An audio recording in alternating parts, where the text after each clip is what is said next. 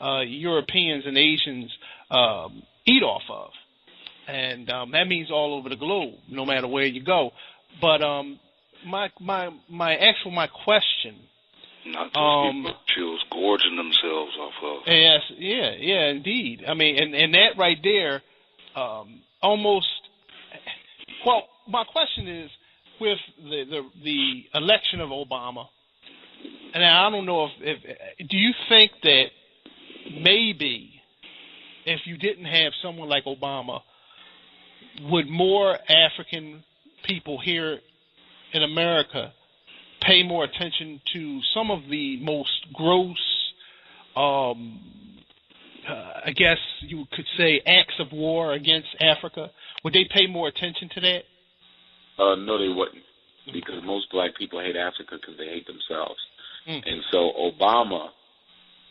Obama's greatest curse is the fact that Africa, who had always known since independence that they could not trust America or any white country after their colonialism, because remember, theirs only ended about 50 years ago.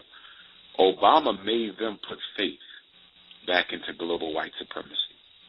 He didn't make us put faith back in global white supremacy because we already had faith in global white. Black folk have been loving white people, for a very long time in this country. And so Obama wasn't put in office to do any psychological technology to us, but to Africans. That's where his greatest blow was dealt. However, he did have an influence on a lot of Pan-Africanists and black nationalists in this country because many of them begin to rethink their positions as well. I mean, the Obama situation, that whole Obama myth has been so great that I've seen a lot of nationalists, brothers who were stone cold red, black, and green, or stone cold this, or stone cold that, begin to rethink their political alliances just because he was put in the White House.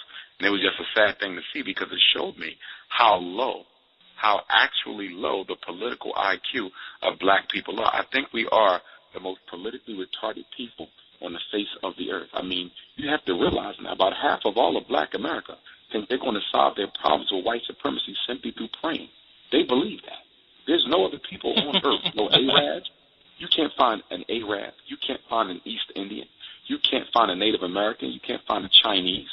You can't find anybody else on this earth who believes that they're going to solve their problems just through prayer and moral persuasion.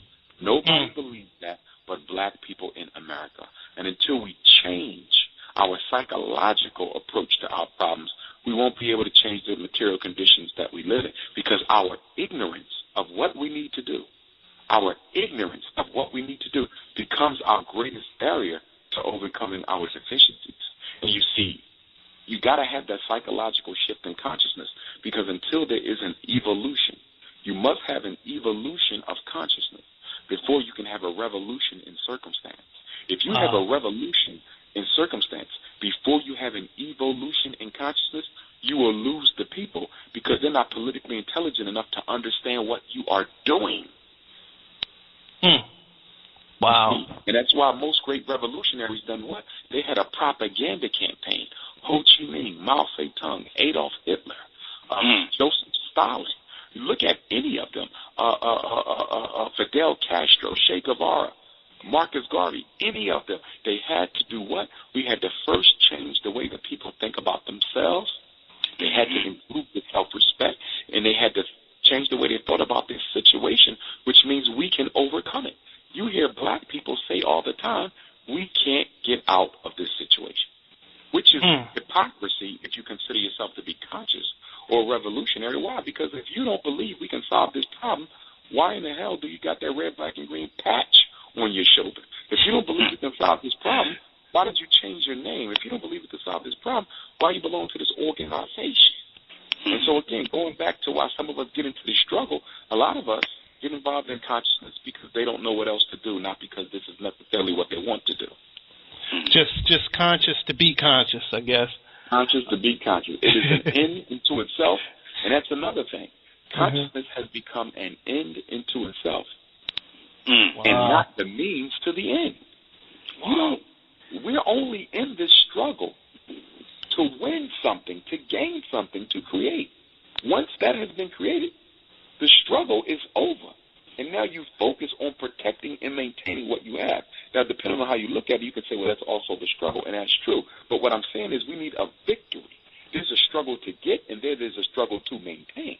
But we need a victory after the struggle to get. So then we can go into the phase of the struggle to maintain. But you got a lot of black folk who are so used to fighting white people that if they didn't have to fight them anymore, they don't know what the hell they would be doing. Right, yeah, it's like, what's next? Right. Excellent. They would literally be standing still like, oh, my gosh, I have no nemesis anymore. Now what? And you know what happens then, right? When there's no nemesis around for you to fight, and you see this in every black community in America, we simply start fighting each other. But, from that point, I would say our education. We have to, you mentioned earlier, good doctor, about, starting a couple of your own schools. Our education, we have to instill these types of systems, from, our different parameters of education and what is most important to our culture, so that in the long run, we are making sure that, we are progressing, that we are responsible, that we are aware, to try to keep, what you just said, to a minimum. Would you agree with that? Oh, yes, indeed. Yes, indeed. Okay. The education and socialization, and of course, if you have the proper education system, then it should include socialization because it should encompass the entire 365-day existence of the child. And if that is correct, you'll be able to not only control how they think, but you also want to control how they behave. And see, the socialization is key because it teaches them how to behave, because you can think properly and not behave properly. So you need so for example, you have a lot of intelligent black people who can solve almost any problem you put in front of them, but they'll go out and marry a white woman. So you see the behavior isn't consistent with the thought, or they'll go pray to a white Christ. So you're socialized to date white women. You're socialized to pray to white Jesus. You're socialized to value materialism. You see, so we need a socialization process so our children are not growing up black capitalists or so-called black revolutionary capitalists, which obviously is an oxymoron, but you have revolutionary black capitalists. You see, which makes absolutely no sense. You got on a gold chain with a red, black, and green wristband. It makes no sense. You get a lot of those contradictions in the struggle that we have to deal with. But see, here's the thing. In the final analysis, and I hate to say it, but it's so true, our worst war won't be the white man. That'll be the second to the worst. Your worst war is going to be with the black folk you got to deal with after you've subdued the white man. Yeah, that will be a very tough one. Now, how does this mental state affect our relationships with each other? Oh, consistently. You have to remember, because black people are not allowed to function as adult men and women in this society, we often come back to our homes and we take that pain and frustration out on our partners in a very sick way. In a very sick way, the antagonisms that you see amongst black men and black women are a form of unhealthy therapy that we engage in order to exist. Remember, if that pain stays inside of you, it'll kill you. So in order to self-medicate or to engage in self-directed therapy, we come home and we release that pain on the people we love. So many of us need to get a good fight going every once in a while. That's why black people love to fight each other. They love to have enemies. They love to challenge each other. They love to compare each other. We compare each other's clothes. We compare each other's girlfriends, each other's husbands. Why are we constantly comparing? Which is a competition. That struggle. Competition is just a synonym for struggle. You see, so why do we always need to struggle with each other? It's because we're not allowed to struggle with the white man, or we're too afraid to. And so the only way to deal with that pain, that anger, that resentment, that embarrassment that we have in our spirit is to do it. Come home and get a nice boxing match on with our wife. Come home and get a nice boxing match on with our brothers, our sisters. Come home and get a nice boxing match going on with our husband. Okay, it's our mental exercise. Self-hatred, black conflict is a form of mental exercise and therapy for Negroes who don't know any other way to deal with their anger. Yeah, I have to agree with that. I'm just imagining it now, you know. Come home. What would think Richard Pryor said that, come home and beat your kids or something. It was a line joke that he was saying about getting pulled over and frisked by the cops and pretty much being violated, and said, when after something like that, you just go home and beat your kids.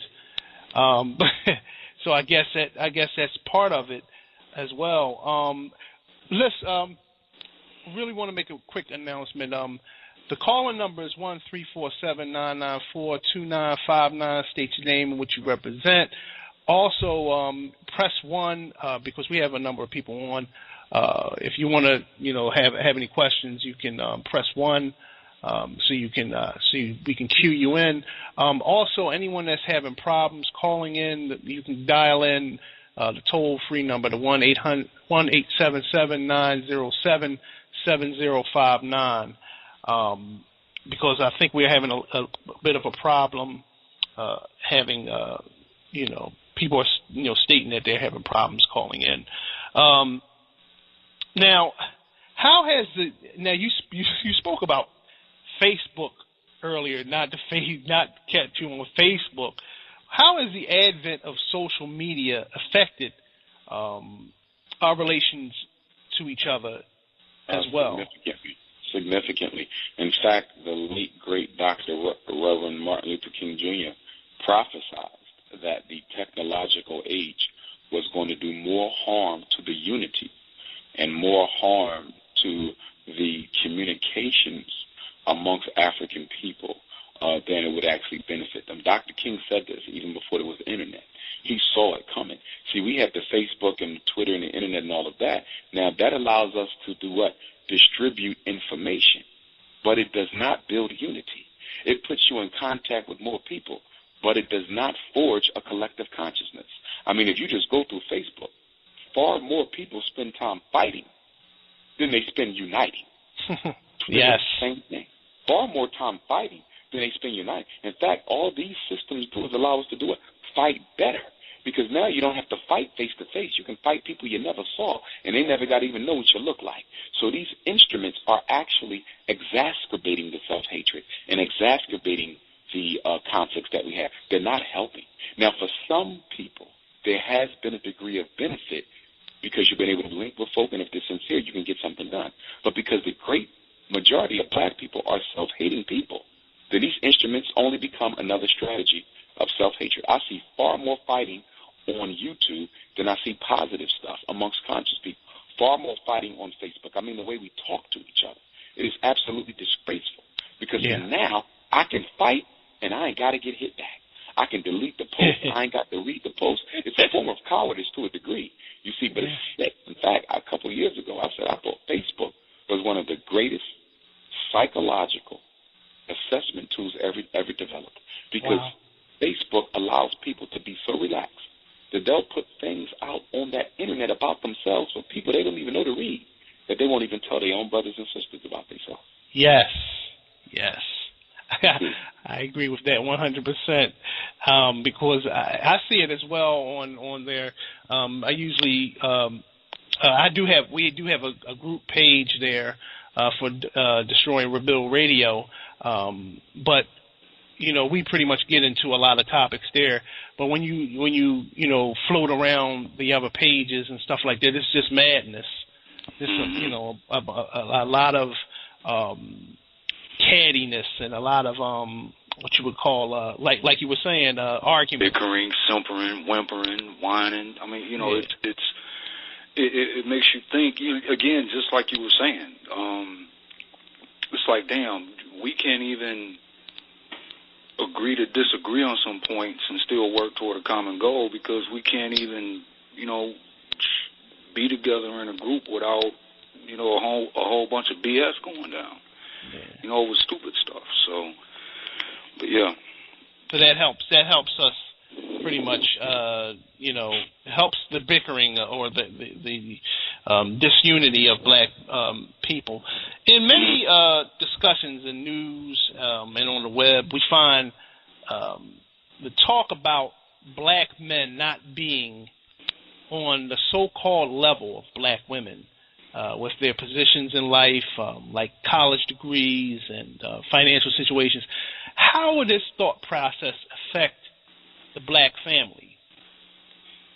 Well,